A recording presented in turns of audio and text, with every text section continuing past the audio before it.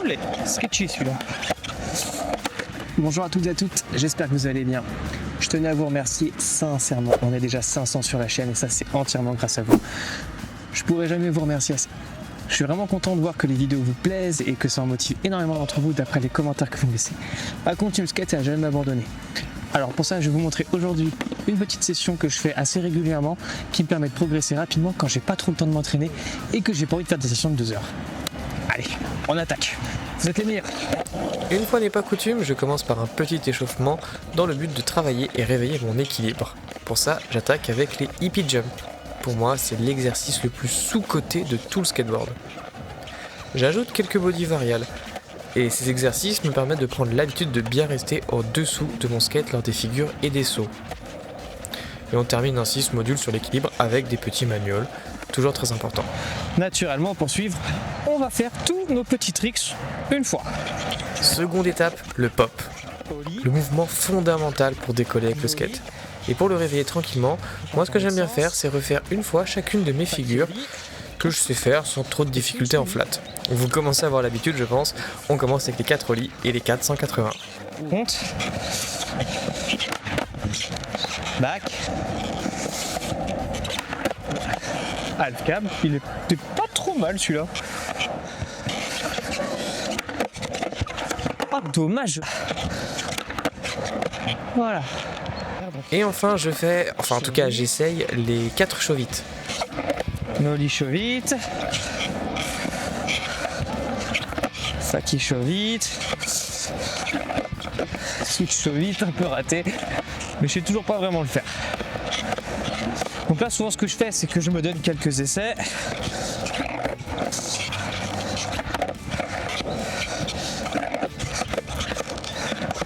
Ouais. Et enfin, pour terminer tranquillement, on va faire le backside et le frontside pop chauvite pour combiner le mouvement du chauvite avec le pop. Pareil, vous commencez à connaître la chanson, un petit peu de lip tricks pour finaliser tout ça. L'objectif est d'être à l'aise sur les différentes inclinaisons et également sur l'équilibre, le calage sur les copings. Alors ici la courbe elle est un petit peu raide, elle est très courte, donc le feeling est assez particulier mais pas d'excuses, on fait le taf. Si on veut être performant, il faut être capable de rider n'importe quelle courbe.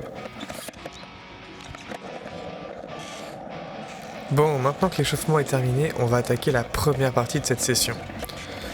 Le but de cette session, c'est de s'exposer à suffisamment de tricks et de situations pour conserver notre niveau et progresser doucement sans se faire des sessions d'1 à 2 heures sur le même mouvement qui sont vraiment difficiles à encaisser pour le corps à la longue. Alors pour ça, moi je commence par un peu de travail de franchissement sur Pyra. C'est important pour mon cas, mon propre cas, car je suis vraiment pas à l'aise sur ce module. Alors je fais l'effort de faire un petit peu de Pyra à chaque fois que j'ai la possibilité d'en faire, afin de gagner en aisance et en confiance dessus. Quelques passages, quelques répétitions, 5 minutes ça suffit. Pour peu qu'on le fasse plusieurs fois par semaine, on va vite constater des progrès, certes légers, mais ça sera vraiment un gros gain d'aisance. Ça ne sert à rien de vouloir aller plus vite que le vent et commencer à essayer d'envoyer des figures alors que j'ai du mal à ne serait-ce que la franchir en ollie. Ensuite, je vais travailler mon ollie et mes 180 en gap, toujours dans le module du franchissement, parce que j'ai un peu tendance à désaxer sur ces tricks. Sur le ollie, j'ai tendance à faire une petite légère rotation frontside qui est très désagréable parce que finalement ça me pénalise à la plaque, et à désaxer aussi en arrière sur le backside. Ici, je vais donc utiliser ce kicker car ça me permet de changer un petit peu des gaps depuis un curb ou dans les escaliers. La variété, c'est vraiment un outil très puissant. Plus on s'habitue à rider des modules avec des surfaces et des angles différents, plus on sera capable de s'habituer vite à de nouvelles situations. L'intérêt de travailler avec un kicker, c'est qu'on a moins de travail à faire sur le pop, on peut plus se concentrer sur sa rotation. Et moi, je trouve ça vachement sympa. Donc, à chaque session, j'essaie de montrer mes 280. Voilà. Au moins une fois sur plan rack. Faut un minimum de speed, sinon ça passe pas. Pareil ici, j'y passe que 5 à 10 minutes. On n'est pas là pour apprendre de nouveaux tricks, c'est vraiment pour s'exposer à une fréquence, s'exposer à une répétition et renforcer le schéma moteur.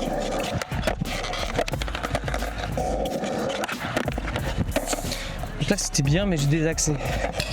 Ça c'est terrible. Ah, je suis pas bon aujourd'hui.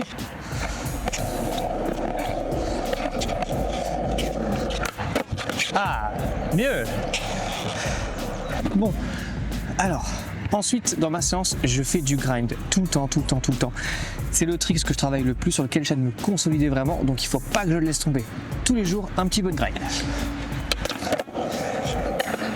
Ok, la première partie de la session est terminée. Maintenant, on va attaquer le gros du travail, sur lequel je vais donc choisir 2 ateliers sur lesquels j'ai besoin de progresser.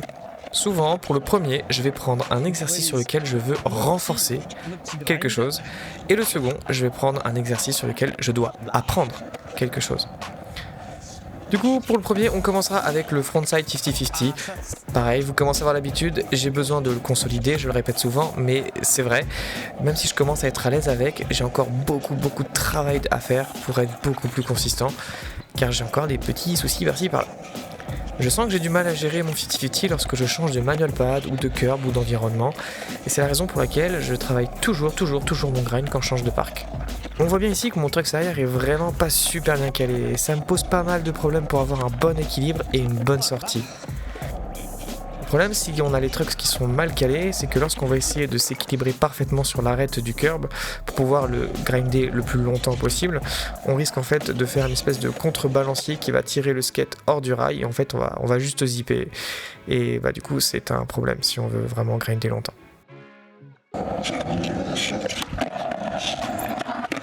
Et pour terminer, toujours un petit peu comme j'avais dit dans ma dernière vidéo, maintenant j'essaie de travailler le ollie en sortie.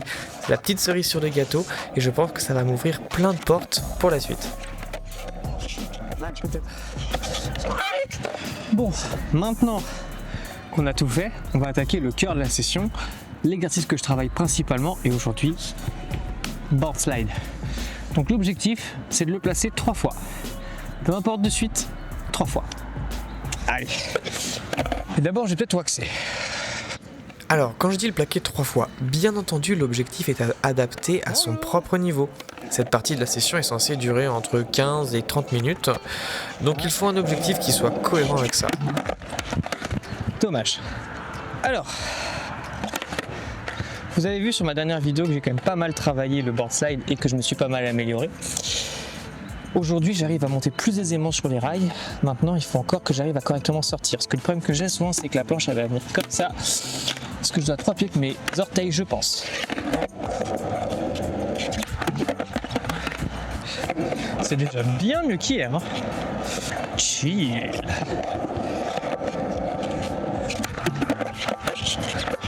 Techniquement, il compte, mais alors franchement, c'était dégueu.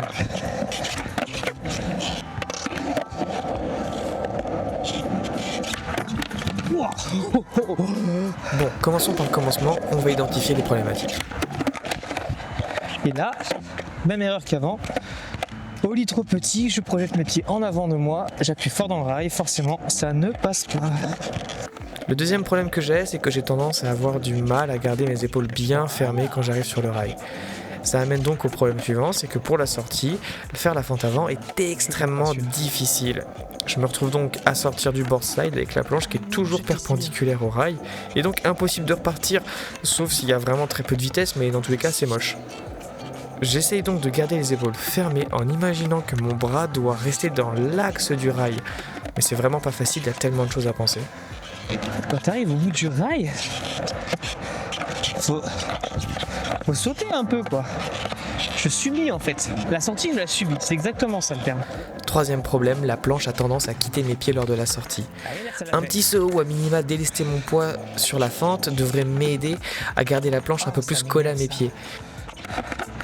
Faut que je comprenne pourquoi ça m'arrive tout le temps. T'es là, tout va bien. Et t'appuies pour sortir.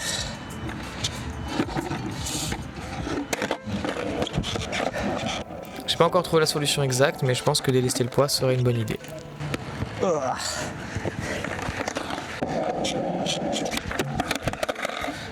Ça, c'est mon erreur typique.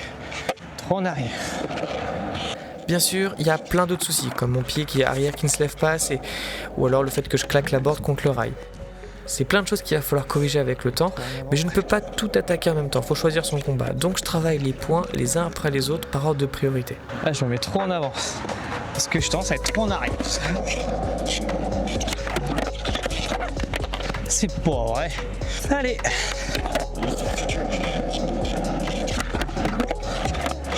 Yes. Bon, j'ai le même problème que Samy, ma roue arrière a tapé dans le curb. Mais c'est pas grave. On prend. Bien. C'est pas parfait du tout la sortie, mais c'est bien. Faut que je me détende. Chill. Quand j'arrive à rester zen sur le rail, ça se passe bien. C'est ouf, hein.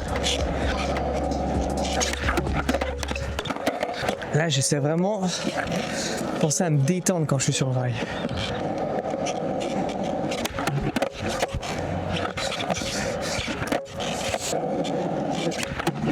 Ah ouais!